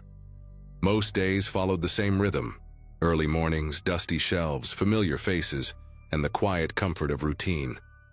People here value predictability, and anything that breaks it gets noticed fast. I didn't have many close friends, just coworkers I nodded to and neighbors I waved at from a distance. The town itself felt frozen in time, and I thought that made it safe. Looking back, that sense of safety was mostly an illusion built on habit. There was a guy everyone knew who spent a lot of time at the store next door, a family-owned diner that doubled as the town's social hub. His name was Evan, and he stood out without really trying. He wore the same faded jacket year-round and talked a little too loud, laughing at his own jokes before anyone else could react. He wasn't threatening, just awkward, always hovering near booths where he wasn't invited. Some people were polite, others clearly annoyed, but nobody took him seriously enough to really engage. I'd see him staring at people longer than necessary, like he was trying to memorize how they reacted to him. At the time, it felt uncomfortable but harmless, just another odd character in a small town. Over time, the complaints started stacking up, mostly whispers at first and then angry conversations behind closed doors. The diner owners finally called the local authorities after Evan refused to leave one afternoon and caused a scene over a seat he thought was his. Word spread fast, as it always does, and soon everyone knew he'd been escorted out and warned not to come back. I remember seeing him outside later that day, pacing near the parking lot, his face red and his jaw clenched. He kept muttering to himself, pointing at the windows as people ate inside. Something about the way he looked at that building made my chest feel tight, like he was nursing a wound nobody else could see. Still, most of us assumed he'd disappear and move on. The day everything happened started like any other, quiet and gray, with the town waking up slowly. I stopped by the diner before work, thinking about nothing more than coffee and breakfast. Conversations were low, plates clinked, and the smell of grease hung in the air. A few regulars joked about how peaceful it felt without Evan around, which earned some nervous laughs. I remember noticing how calm everyone seemed, as if a problem had already been solved just by removing it from sight. None of us realized how much anger had been building outside our routines, waiting for a reason to come back inside. I had just finished eating when the front door swung open harder than usual, the bell above it ringing sharp and uneven. Evan stood there, looking thinner somehow, like the weeks away had stripped something from him. His jacket was gone, replaced by a dark hoodie that didn't quite fit right, sleeves hanging past his wrists. He scanned the room slowly, not like someone searching for a seat, but like someone counting. The chatter faded into an uneasy hush, forks pausing halfway to mouths. I remember the smell of burnt coffee suddenly feeling stronger, almost sour, as if the air itself had changed. No one greeted him and no one told him to leave. He started talking, not shouting at first, but speaking with a strange certainty, naming people like he was reading from a list. He accused them of laughing at him, of looking down on him, of pretending he didn't exist. His voice cracked in places, then steadied again, sharper each time. I noticed his eyes were glassy but focused, locked on faces that had clearly forgotten him already. When someone told him to calm down, he laughed, a quick sound that didn't match the situation. That was when he reached inside his hoodie, and the room seemed to shrink around us. Chairs scraped back, and a few people bolted for the side door.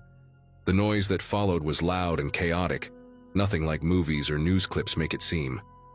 I dropped behind the counter instinctively, my ears ringing as people screamed and ducked. From where I was crouched, I could see Evan's shoes pacing back and forth, steady steps like he was on a schedule. He kept talking between shots, rambling about respect and being pushed aside, about how everyone would remember him now.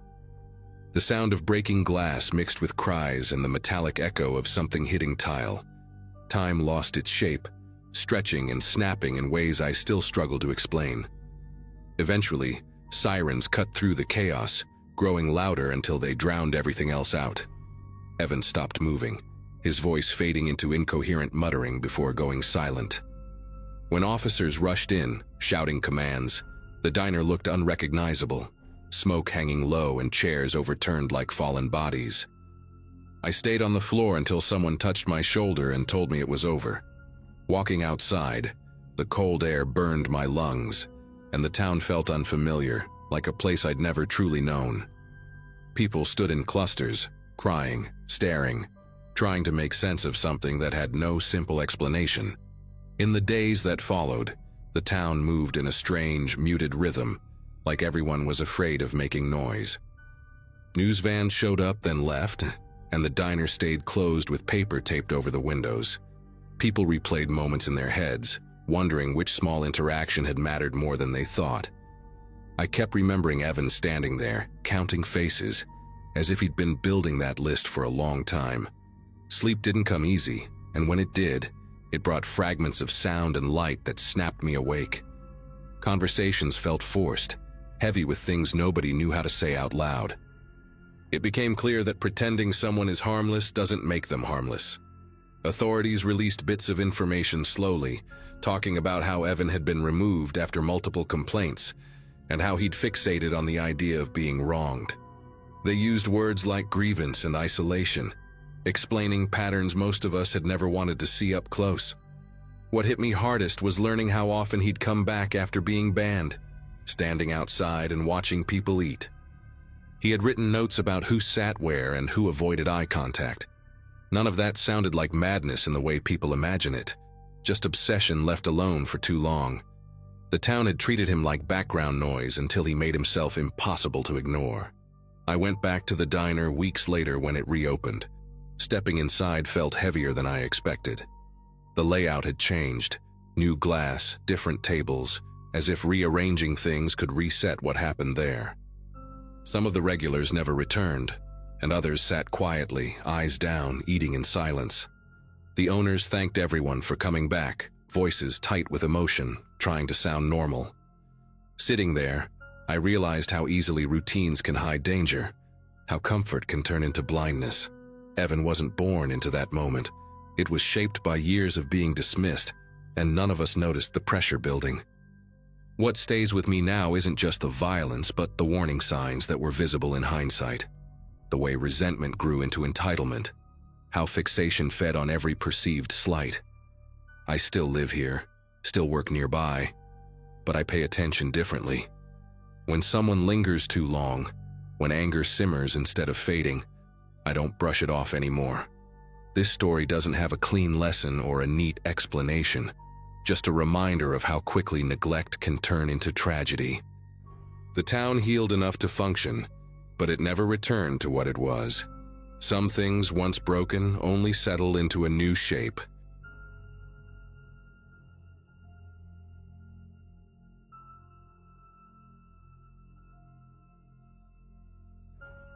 Early that spring, my routine felt stable in the quiet way routines usually do. I worked a standard office job, lived alone in a small apartment, and spent most evenings either cooking or unwinding at the gym a few blocks away. Life wasn't exciting, but it was predictable, and that predictability mattered to me more than I realized at the time. The gym was familiar territory, a place where faces blurred together and conversations stayed light. I kept to myself, nodded at people I recognized, and left without lingering. That's where I met her during one of those forgettable moments that usually disappear from memory. We shared a quick conversation near the water fountain. Nothing personal, nothing intense. At least that's how it felt to me in that moment. Her name was Megan, and she had an easy way of talking, the kind that makes silence feel unnecessary. She mentioned the weather, asked if I'd tried the new rowing machines, laughed at something I said that wasn't really a joke. The interaction lasted maybe 3 minutes, then we went our separate ways. I remember thinking she seemed friendly in a generic way, like dozens of people I'd crossed paths with before. There was no exchange of numbers, no plans to meet again, nothing that felt like the beginning of anything. I finished my workout and went home without giving it another thought. That night passed normally, and so did the next morning. Looking back, that's the part that unsettles me most, how ordinary everything still felt. A few days later, small things started to register in my mind. Not alarms, just mild friction against the day. While waiting in line for coffee, I caught the sensation of being observed, not stared at directly, but noticed. On my commute, the same car appeared behind me twice in different parts of town, which I brushed off as coincidence. An anonymous message showed up on my phone with no number attached, referencing a comment I'd made at the gym about hating early mornings. I assumed it was spam, maybe some marketing trick, and deleted it. That night when I got home, my apartment looked exactly as I'd left it. Still, there was a faint sense that something had shifted, like furniture moved an inch to the side. The first time I knew it wasn't nothing happened after work on a Monday evening. My keys weren't where I always dropped them, and my bathroom mirror had been wiped clean, free of the faint streaks I never bothered to fix. Inside my kitchen drawer, a receipt from weeks earlier was placed neatly on top, instead of crumpled underneath utensils. These weren't dramatic changes, just precise ones, deliberate enough to feel intentional. I stood there longer than I meant to, trying to convince myself I was misremembering. My phone buzzed again. Another message with no sender. This one mentioning the song I'd hummed while locking my door that morning. That was when the idea of coincidence finally fell apart. Something had already been paying attention far longer than I had. From that point on, my days began to feel rehearsed by someone else. I'd leave my apartment and notice the hallway light already on, even though it usually flickered and stayed dark. At work, a sticky note appeared on my desk reminding me of a meeting I hadn't told anyone about. The messages kept coming, always vague, always personal, mentioning things I said aloud only when I was alone. They never threatened me outright, which somehow made them worse. Each one read like a quiet acknowledgement, as if the sender wanted me to know I was being followed without ever admitting it. Sleep became shallow, broken by the sense that the night was no longer empty. Public spaces stopped feeling neutral. At the grocery store, I noticed Megan standing 2 aisles away, her cart barely filled, watching the shelves instead of the products. On another evening, she sat near me at the gym, stretching without earbuds, repeating a phrase I'd muttered to myself earlier that day. When our eyes met, she didn't look away quickly or awkwardly. She held my gaze calmly, almost patiently, like she expected recognition. I told myself it was paranoia, that once you notice a face, you see it everywhere. Still, my body reacted before my thoughts could catch up, tightening with every shared space. The realization that she knew my apartment came quietly. A jacket I rarely wore was folded on my couch, positioned carefully instead of tossed over the chair where I left it. The window above my sink was unlocked, even though I always latched it without thinking. I checked the locks twice that night, then a third time, standing there longer than necessary, listening. Another message arrived while I stood in the dark, commenting on the view from my living room and how peaceful it looked at night. There was no anger in the words, no excitement either, just certainty. That was when fear finally settled in, heavy and undeniable. Confrontation felt like the only way to reclaim control, even though every instinct warned against it. I sent a short reply, asking her to stop, telling her this wasn't welcome. The response came almost immediately, longer than the others, explaining that she'd been careful, respectful, patient. She wrote about how people overlook meaningful connections when they're afraid, how trust takes time, how she'd made sure I'd notice her eventually. The message ended by saying my reaction proved how deeply connected we already were, because I finally saw her. Reading it, I understood that my discomfort wasn't a misunderstanding. It was part of the plan all along. After that exchange, I stopped responding entirely. I changed my routines in small ways at first, leaving earlier, coming home later, avoiding familiar places. None of it mattered. Notes appeared in my mailbox commenting on the changes, phrased almost playfully as if she admired the effort. One message mentioned how my heartbeat sped up when I realized I was being watched, describing it in a way that suggested she'd been close enough to hear it. That detail broke something in me. It meant she wasn't just observing from a distance. She was close, blending in, timing her presence so precisely that I never noticed until she wanted me to. I decided to confront her in person, not out of bravery, but because the pressure of waiting became unbearable. The gym seemed like neutral ground, public enough to feel safe. When I approached her, she didn't look surprised. She smiled softly and spoke my name as if we'd known each other for years. I told her to leave me alone, that this had gone too far, that what she was doing was terrifying. She listened without interrupting, nodding slightly, like someone receiving feedback. When I finished, she said she understood and thanked me for being honest. Then she added that she'd prepared for this reaction, and that fear was a natural stage in closeness. Hearing that made it clear there was no version of reality where she backed away on her own. That night, I packed a bag and stayed with a coworker I barely knew, not explaining much beyond needing space. Even there, sleep didn't come easily. My phone stayed silent for hours, which somehow felt worse than the messages. Just before dawn, a final text appeared, apologizing for overwhelming me and assuring me she'd give me time. She wrote that stepping back didn't mean letting go, only waiting. I changed my number the next day, filed a report, and eventually moved. The practical steps helped, even if they didn't erase what had already happened. Years have passed and the messages never returned, at least not directly. Still, certain habits never left me. I double-check locks, notice reflections, catalog small changes in rooms without meaning to. I don't go to gyms anymore, and casual conversations with strangers carry a weight they didn't before. Nothing like that ever happened again, And maybe that's the closest thing to closure I'll get. Whatever she wanted, it stopped. Even now, I can't fully explain how someone threaded themselves into my life so quietly, or how close it came to consuming it. I only know that it ended, and that ending is the reason I can talk about it at all.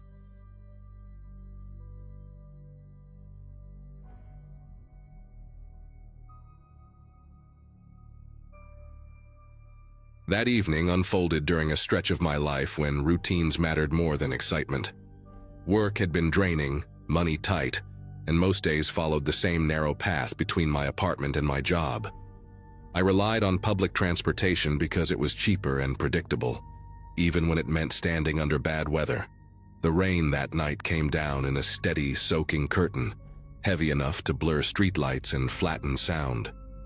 I remember thinking how empty the stop felt, like the city had decided to pause. My phone battery was low, my jacket thinner than I'd planned for, and I was already tired before anything unusual happened. All I wanted was to get home, dry off, and shut the day down quietly. Waiting there, counting the minutes between updates, I noticed him because he didn't seem bothered by the rain at all. He stood a little apart, hands folded neatly, clothes plain but clean, posture relaxed in a way that felt intentional. When he spoke, it was only to comment on the delay, his voice calm and measured, not pushing for attention. He offered me space under the small shelter without stepping closer than necessary. It felt polite in a rare way, the kind of courtesy people talk about but don't practice much anymore. I answered briefly, appreciating the normalcy of small talk in a moment that otherwise felt stalled and uncomfortable. As the wait dragged on, the rain thinning but not stopping, the conversation stretched with it. He asked where I was headed, framed casually, like anyone killing time would. When I gave a vague answer, he adjusted, asking if I lived alone or with roommates, as if he were just comparing commutes. Each question arrived wrapped in kindness, softened by a gentle tone and patient pauses. I didn't feel pressured, which is probably why I kept responding. The stop grew quieter as a couple people gave up and left, their footsteps fading into the wet street. With fewer witnesses, his attention felt more focused, less scattered by the surroundings. The shift was subtle enough that I only recognized it later, replaying the moment in my head. His questions started stacking instead of drifting, building a clearer picture of me than I'd intended to give. He noticed details I hadn't offered, like the hesitation before my answers, or how often I checked the road for headlights. The rain muffled everything, leaving his voice oddly clear in the empty space. That was when I realized his politeness wasn't meant to comfort me. It was structured, deliberate, like someone taking measurements without pulling out a ruler. And standing there soaked and alone, I understood I wasn't part of a conversation anymore. I was part of an evaluation. The shelter light flickered once, then steadied, casting a pale reflection on the wet pavement. He adjusted his stance so he was closer to the timetable sign, not blocking my exit, but positioned where he could see both ends of the street. When another delay alert chimed, he reacted before I did, explaining it in detail I hadn't asked for. His calm didn't match the situation anymore. I became aware of how quiet everything had grown, the rain now a soft hiss instead of a roar. He asked if anyone was expecting me, phrasing it like concern. I laughed it off, but the sound came out thinner than I meant it to. The stop felt less like a public place and more like a room we were trapped inside together. He offered small favors that seemed thoughtful on the surface, holding his umbrella a little wider when the wind shifted. Pointing out a shortcut he claimed locals used when transit failed. Each gesture carried an expectation of trust, like a series of tiny contracts I hadn't agreed to but was being held to anyway. I noticed how his eyes tracked movement down the street, then returned to me, steady and patient. He never rushed, never raised his voice, never did anything that could be called openly threatening. That restraint made it harder to justify the alarm building in my chest. I told myself I was overreacting, that this was just an awkward conversation stretched too long by bad weather. The moment that broke the illusion came without drama. He repeated my destination back to me, correcting a detail I hadn't realized I'd shared. Then he mentioned how empty my route usually got after dark, as if it were common knowledge. His words landed carefully, spaced out, giving me time to absorb them. I could hear the water dripping from the shelter roof, slow and rhythmic, marking time. I realized he had been charting my answers the way someone studies a map. Not to get somewhere, but to decide when to act. I stepped back, pretending to check my phone, creating distance without making it obvious. When headlights finally appeared in the distance, relief hit so fast it almost hurt. The bus pulled in with a hiss of air and spray of water, bright and loud enough to shatter the quiet he'd built. I moved toward the door without looking at him again, heart pounding but posture steady. As I climbed aboard, I felt his gaze on my back, patient even now. The doors closed, and through the rain-streaked glass he gave a small nod, like a job left unfinished rather than abandoned. I rode home standing, watching every reflection in the window. That night taught me something I still carry. Calm can be a tool, and kindness can be a way to count exits before choosing one. I got off several stops earlier than usual, choosing a brighter stretch of street with open storefronts. Rain followed me in thin sheets, but the noise of traffic and voices helped ground me. Inside a convenience store, I stood by the drinks cooler longer than necessary, pretending to compare labels. My reflection looked normal, which felt strange considering how alert I was. I watched the door, expecting to see him step in, but he never did. When I finally left, I took a route I'd never used before, looping through blocks that smelled like wet concrete and coffee. The walk home took longer, yet every extra minute felt like insurance. I locked my door and listened to the building settle, counting breaths until the tension eased. Sleep didn't come easily, and when it did, it came in fragments. I kept replaying the cadence of his questions, how each one slid neatly into the next. None of it sounded alarming on its own, which bothered me more than anything obvious would have. By morning, the rain had cleared, leaving the streets rinsed and ordinary. I told myself to let it go, to treat it as a close call that ended cleanly. Still, I changed my routine that day, leaving earlier and taking a different stop. Familiar places felt newly exposed, like they'd lost a layer of cover. Later that week, I mentioned the encounter to a coworker during lunch. Saying it out loud stripped away the doubt I'd been carrying. She pointed out details I hadn't emphasized, like how he'd tracked who came and went, and how his help always nudged me toward dependence. I filed a non-emergency report, not expecting anything to come of it, just wanting the record to exist. The officer listened without interrupting, nodding at the right moments. He said the description fit a pattern they'd seen before, which was both validating and unsettling. Walking out of that station, I felt lighter, as if naming it had taken some of its weight away. Nothing like that has happened since, and I hope it never does. I still use public transportation, still stand in the rain when delays stack up, still exchange small talk with strangers. What changed is the way I measure calm. Politeness no longer equals safety, and patience doesn't always mean kindness. I pay attention to how questions line up and what they're trying to collect. That night ended without harm, but it left me sharper, less willing to fill silence for someone else's benefit. If this helps even one person recognize the difference sooner, then writing it here feels worth it.